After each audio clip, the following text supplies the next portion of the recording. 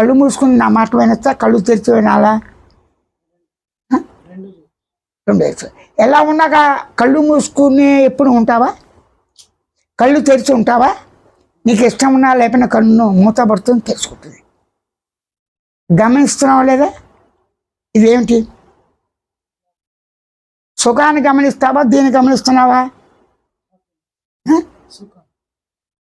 ఇదేంటి? ల్యాప్టాప్ దృశ్యం ఆకారం కావాలంటే కన్ను చూడాలి. అనుభూతికి కన్ను ఉండాలా? నొప్పి వచ్చింది అనుభూతి, దాన్ని గమనించడానికి కన్ను కావాలా? కన్నుకు నొప్పి వచ్చింది, కన్ను కావాలా? అక్కడ తెలుస్తోంది. అవసరం తిట్టేస్తాడు, బాధ ఉంది, ఆ బాధను గమనించడానికి కళ్ళు కావాలా? అనారోగ్యం ఆరోగ్యం. అలాగే తృప్తిగా మనం జీవించడానికి ఆనందానికి నీకున్న లక్షణమే చాలు. లక్షణం అంటే ఏమిటి? నీకు ఏ లక్షణం ఉంటే మాట్లాడతావు? కాన్షియస్, ఎరుక, కాన్షియస్. స్పృహ లేకుండా ఒక పని చేయగలవా? స్పృహ ఎలా ఉంది? గమనించే లక్ష్యంతో, తెలుసుకునే లక్ష్యంతో, గుర్తించే లక్ష్యంతో, శబ్ద లక్ష్యంతో అనుభూతిగా ఉంది కదా. నేను దగ్గరికి వస్తాను. ఇప్పుడు ఇది చూస్తుంటే కళ్ళు తెరిస్తే ఎన్ని అవపడుతూ ఉంటాయి. నీకు నచ్చింది ఒకటి ఉంది, దాన్నే చూస్తావు. ఇది ఎక్కడ ఇది ఎలా ఉంది, చాలా బాగుంటుంది. స్కూల్లో కూడా అందరూ నీ ఫ్రెండ్స్ అవ్వరుగా? అందరూ ఫ్రెండ్స్ అయిపోతారా?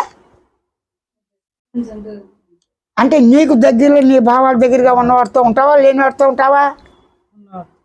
నేనే నువ్వు చేసుకుంటా, మీ నాన్న చేస్తాడు. అప్పుడు అలాగే హోటల్కి వెళ్ళి తినాలనిపిస్తుంది, నాన్న ఏం తినమని అడుగుతావా? నీకు నచ్చినట్టు నీ ఆరోగ్యం తగినట్టుగా చూసుకుంటావా?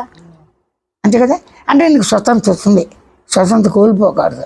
కానీ అది ఇతరులను బాధ పెట్టకూడదు. ఇది ఇతరులు లేకపోతే మనలేంగా అమ్మ నాన్న, గురువు, దేవుడు, ఏదైనా కానీ. సరే, ఇప్పుడు నీ మనసుని ఫోటో తీయగలవా? ఆలోచనని, శబ్దాన్ని ఫోటో తీస్తావా? ఎందుకు? వెలుతురు చీకటి ఉంటేనే ఫోటో. ఇప్పుడు కళ్ళు మూసుకొని ఉంచావు ఒక నిమిషం, అరది అలా కళ్ళు మూసుకో. కళ్ళు మూసుకుంటే నువ్వు ఉన్నావా లేదా? స్పృహ ఉందా లేదా? అలాగే ఉండు, అంతే. నేను ఇంకేం చెప్పను. స్పృహను ఫోటో తీయగలవా? స్పృహ ఎక్కడ ఉంది నీకు? మామూలుగా స్పృహ ఇక్కడ ఉంటుంది, అంతేనా?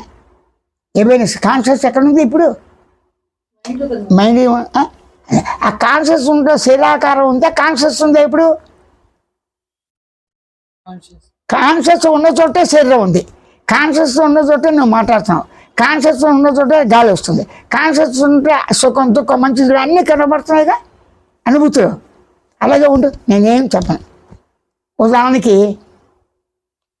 అన్న నొప్పి ఉందిగా, ఆ నొప్పి దృష్టి పెట్టుకుని మిగతా పనులు ఆపుతున్నావా?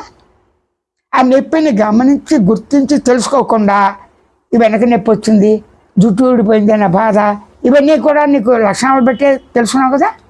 అలాగే కాన్షియస్ లక్షణాన్ని గమనించి గుర్తించి తెలుసావు కదా. అలాగే ఉండు, నువ్వు మాట్లాడుకో. అలా ఉంటే నీకు ఇప్పుడు టెన్షన్ ఉందా? ఏముంది? ఎలా ఉంటే కళ్ళు మూసుకుని చెప్పు.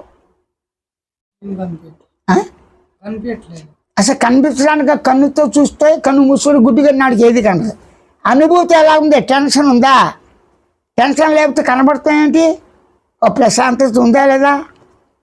సైలెన్స్ ఉందా లేదా? అన్నికి అనుభవంలో ఉందా లేదా? వెతికావా? నీ శరీరాన్ని వెతుకుతావా అనుభూతిలో? వెతుకో. ఈ మాట్లాడే లక్షణం నీకుందిగా, మనసు అన్నీ నీకున్నాయి, వాటిని వెతుకుతావా, వాడుకుంటావా? అప్పుడు అనుభూతి ఉన్నది. హాయి ఉందిగా. అది మాట్లాడుతుందా, మౌనంగా ఉందా, సైలెన్స్గా పరిపూర్ణంగా తృప్తుందా లేదా?